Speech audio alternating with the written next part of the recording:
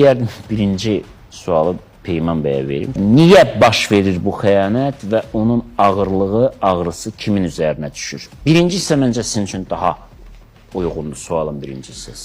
Əslində xəyanətin bir o qədər də səbəbləri olmur. Çünki çox insanların qanundadır xəyanət.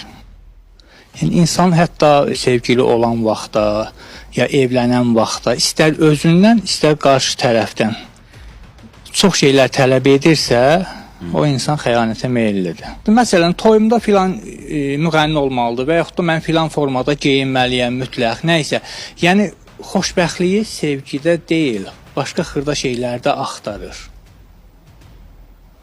Yəni, insan əgər o evliliklə xoşbəxt olacaqsa, onda toyda, oxuyan müğənni də, geyindiyi paltar da, oradakı yemək də, hər şey ikinci planda qalmalıdır.